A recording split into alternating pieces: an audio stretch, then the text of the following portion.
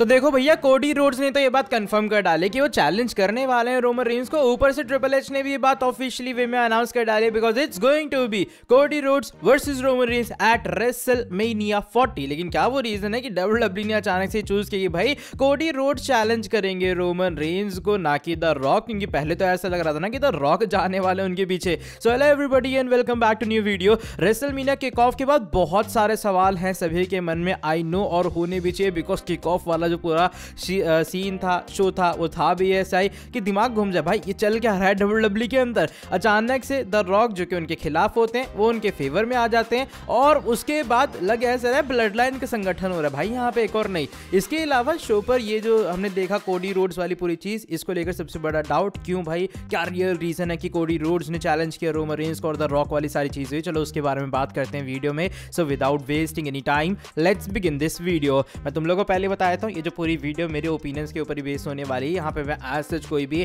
कहते हैं ना सोर्स वोर्स कोट नहीं करूंगा बिकॉज इतनी जल्दी रिपोर्ट्स एक्चुअल वाली नहीं आएंगी सामने। लेकिन देखो सबसे बड़ा जो मुझे रीजन लगता है क्यों कोडी रोड्स ने चैलेंज किया रोमन रेंस को इस वाले पूरे सिनेरियो के लिए, वो बेसिकली इसीलिए है क्योंकि डब्ल्यूडब्ल्यूई के प्लान शायद स्टार्टिंग से यही होंगे। आई मीन हमने देखा कि डब्ल्यूडब्ल्यूई बहुत स्मार्ट है, ट्रिपल एच बहुत स्मार्ट है चीजों को प्लान करने के लिए। तो मे बी ऐसा भी तो हो सकता है कि डब्ल्यूडब्ल्यूई को पता था कि द रॉक अगर आएंगे रोमन को कन्फ्रंट करने के लिए तो कोडी के फैंस भड़केंगे बिकॉज कहानी वैसी चली। Finish the story. Even starting में क्या प्लान्स आते सामने कि ट्रिपल एच को रॉयल रंबल बुक करने से पहले पता था द रॉक वापस आएंगे और वो रोमन का कंपीट करने वाले हैं, यानी कि ट्रिपल एच के बैक ऑफ द माइंड में वो चीजें थी। तो शायद ये ओरिजिनल यही प्लान था भाई। डब्ल्यूडब्ल्यूई चाहती ही ये थी कि द रॉक का हल्का सा हील टर्न करवा दे, द रॉक रोमन रेंस एक तरफ हो जाए, on the other hand Cody Rhodes he challenge करे रोमन रेंस को। बिकॉज जस्ट एक बात सुनो, देखो अगर एक नॉर्मल होता कि कोडी आते स्मैकडाउन के अंदर कहते भाई रोमन मैं तेरा फेस करूंगा, इतनी हाइप क्या बनती? क्या द रॉक के आने के बाद जो हाइप बनी है वो पहले हाइप बनती?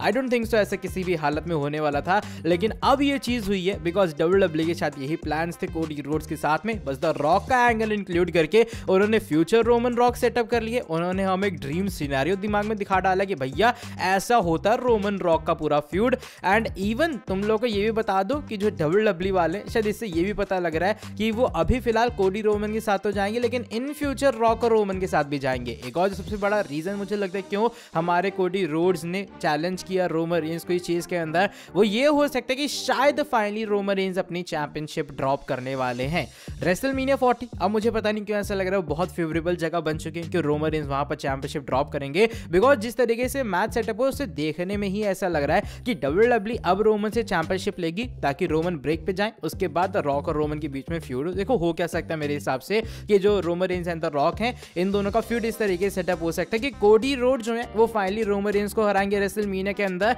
उसके बाद द रॉक भड़केंगे वो इसीलिए कि भाई रोमन तूने हार के ना उसके सामने मेरी नाक कटा डाली। आज द रॉक क्यों स्टैंड ले रहे थे रोमन के अगेंस्ट में? बिकॉज वो बात फैमिली के ऊपर आई, वो बात सामोअन्स के ऊपर आई। तो अगर रोमन रेंस हारते हैं कोडी से तो एक तरह का कोडी सामोअन कोई तो हरा रहा है, वो शेखी तो झाड़ेगा भैया ये बड़ा सामोअन कर रहे थे, उल्टा मैंने हरा के चला आया। तो वो जो चीज अगर होती है तो द रॉक का गुस्सा शायद देखने के लिए मिलेगा रोमन रेंस को एंड तब रोमन उनके हाथों डेफिनेटली पिटने वाले। तो शायद ये वो एक और रीजन हो सकता है कि डब्ल्यूडब्ल्यूई ने इस वाली पूरी चीज को अभी फिलहाल कंपनी के अंदर सेटअप किया या फिर क्यों कोडी वर्सेस रोमन हो रहा है। अच्छा एक जो सबसे बड़ी बात आ रही है सामने, जो वी वांट कोडी के पूरे ट्रेंड चल रहे थे जो कि इवन मैं भी अपने ट्विटर के ऊपर कर रहा था कि भाई कोडी रोड्स को करना चाहिए बिकॉज फिनिश द स्टोरी वाली पूरी चीज, यानी कि एक तरह का हम लोग कह रहे थे कि इतना बड़ा ट्रेंड चल रहा है 3-4 दिन से, तो शायद वो रीजन हो सकता है उसके पीछे। लेकिन देखो मेरे हिसाब से डब्ल्यूडब्ल्यूई बहुत बड़ी कंपनी है, अगर वो इंटरनेट के ट्रेंड से चीजें चेंज करने लगे, वो भी इतनी बड़ी स्टोर लाइन, वो भी रेसलमेनिया की स्टोर लाइन,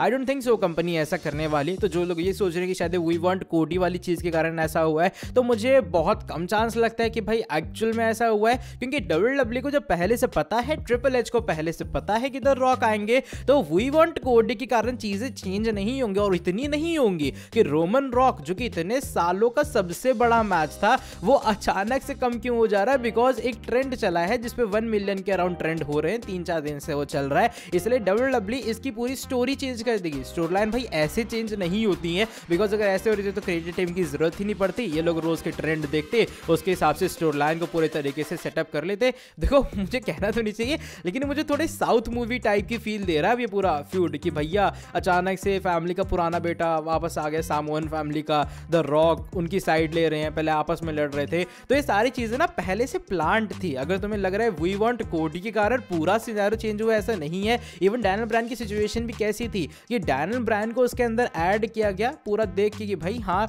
हमें डैनियल ब्रायन को ऐड करना है, लेकिन ऐड इस तरीके से करेंगे उस बंदे को एज अ सपोर्ट मिले। तो उस स्टोरी लाइन को WWE ने वैसे अनफोल्ड किया और ट्रिपल एच के पास ये स्टोरी लाइन भी ऐसी ही थी। उन्हें पता था फैंस का आउटरीच आएगा, उन्हें पता था शायद कि फैंस जो है वो इतना भड़केंगे कि द रॉक को भी बूस्ट का सामना करना पड़ेगा, जबकि वो सबसे बड़े ड्रीम मैच के लिए कमबैक कर रहे हैं। तो ये कुछ मेरे हिसाब से रीजन हो सकते हैं। आई एम डेफिनेटली श्योर, जहां तक मेरा एक्सपीरियंस है WWE देखने का, कि एक इंटरनेट का ट्रेंड स्टोरी लाइन को इतनी बड़ी स्टोरी को चेंज नहीं कर सकता है। उधर रॉक रोमन का मैच पोस्टपोन नहीं कर सकता है। मजा तो आएगा वैसे आने वाले टाइम के अंदर। इवन अगर तुम लोगों ने देखा होगा द रॉक ने कहा भी था कि भाई तुम लोग क्या सोच रहे हो, मुझे घंटा फर्क पड़ता है। ये मैच रोमन रॉक सबसे बड़ा मैच था, है और रहेगा। ये बात खुद द रॉक ने कही थी, जो कि बताता है कि WWE को इससे घंटा फर्क नहीं पड़ता ट्रेंड क्या चल रहा है, जो वो चाहेंगे वो करके रहेंगे। और ऊपर से हम लोगों ने एंडिंग में देखा भी कि द रॉक और जो रोमन रेंज और ट्रिपल एच इनकी कॉन्फ्रंटेशन हुई है। अब ये चीजें किस तरफ लीड करेंगी इसके बारे में हम लोग नेक्स्ट वीडियोस के अंदर डिस्कस करेंगे। चैनल के ऊपर बहुत सारी वीडियो आएंगी,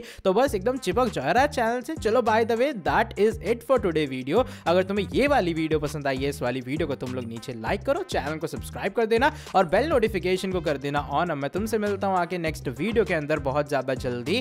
till then bye bye, take care.